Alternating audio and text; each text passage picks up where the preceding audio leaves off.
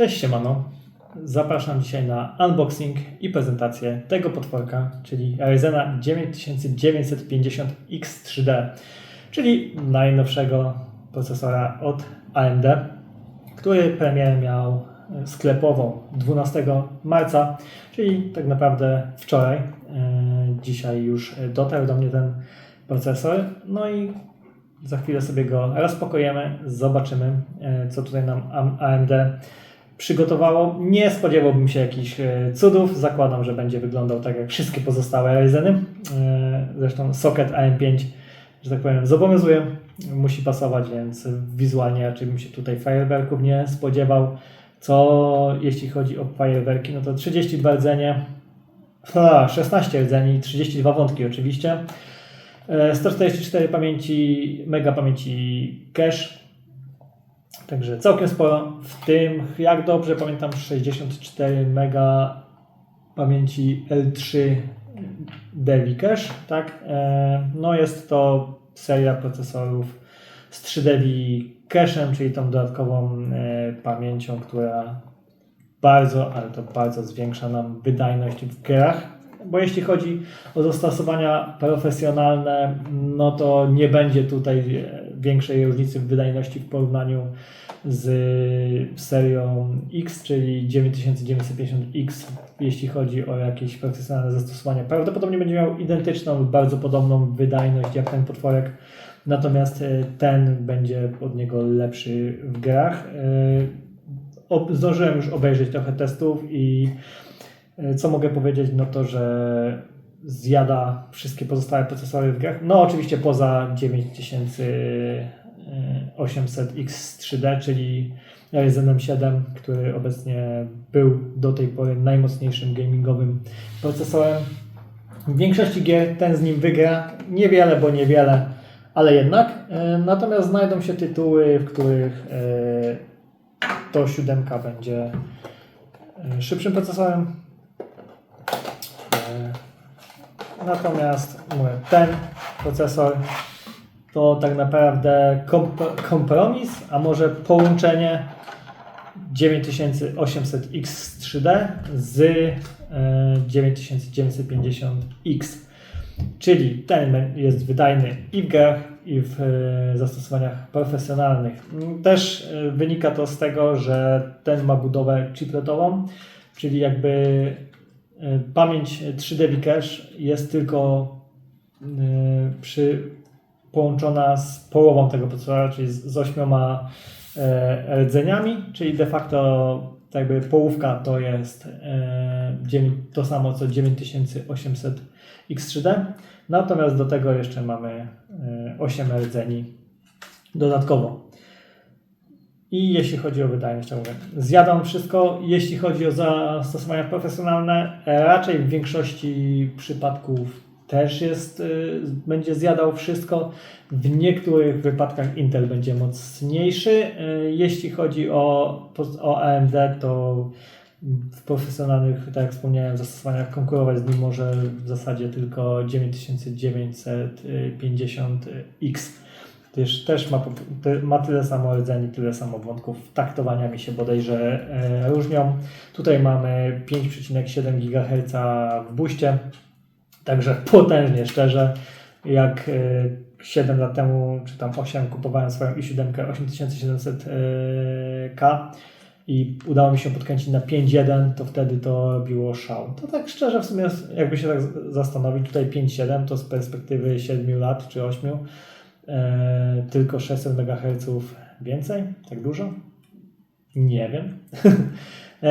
Natomiast też nie wiem, jak w tej chwili wygląda kwestia podkręcania tego procesora.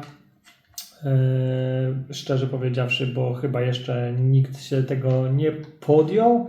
Podejrzewam, że Delbauer niedługo coś nam w tej kwestii nakręci. Wydaje mi się, że wyjmowanie go z tego plastikowego opakowania nie ma większego sensu, no bo procesor jaki jest, każdy widzi. Jak wiemy, w AM5 nie mamy pinów na procesorze, to są tylko takie jakby plastry, styki. Styki, myślę, że to dobre słowo. Natomiast piny są w samym sockecie.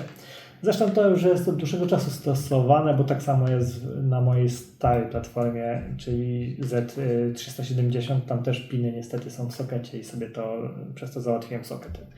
Ale to długa historia.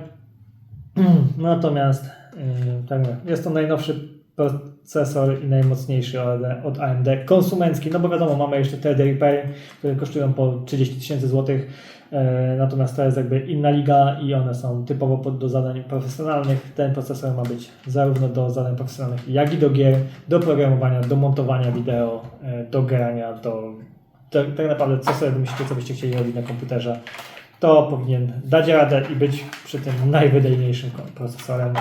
Jego cena na dzień dzisiejszy to jest 3500 złotych. Pewnie za jakiś czas trochę potanieje, jak to zazwyczaj w przypadku AMD bywa, więc sądzę, że za pół roku maksymalnie będzie kosztował około 3000, może 3200. No chyba, że się okaże, że jest na niego takie zapotrzebowanie, jak było w przypadku 9800 X3D, gdzie po prostu gracze tak rzucili się na te procesory, że wyprzedały się na pniu i po prostu ceny poszybowały w kosmos. W tej chwili wracają już do normy. No myślę, że po premierze tego potwora to już ceny 9800 X3D wrócą do normy. Tylko prawda jest taka, że ja planuję na tym grać, montować wideo, programować. Jeśli ktoś szuka procesora do gier, typowo będzie na komputerze tylko grał, no to spokojnie 9800 X3D będzie dla niego dużo lepszym wyborem. Jest to w grach równie wydajny procesor jak ten, a kosztuje de facto 1000 zł mniej na ten moment, więc myślę, że typowo dla osób, które chcą grać, to ten 1000 zł lepiej dopłacić do karty graficznej aniżeli procesora. No w moim przypadku jest to użytkowanie mieszane, zarówno aplikacje typu jakieś DaVinci Resolve czy Adobe Premiere, jak i granie, więc dla mnie ten procesor ma sens. Dla kogoś, kto tylko gra, raczej niewielki. No natomiast nie mogę się doczekać, żeby zarzucić go na płytę główną i zobaczyć, co to maleństwo potrafi. Takie małe, takie drogie, no ale podobno mega wydajne. Ja się jaram technologią, więc dla mnie oczywiście coś takiego to jest naprawdę bajka. Natomiast jeśli chcecie zobaczyć, jak ten procesor się sprawdza w praktyce, jak wygląda reszta konfiguracji mojej maszyny, to zostawcie suba, lajka pod tym filmem, żeby gdzieś tam ten kanał się rozwijał.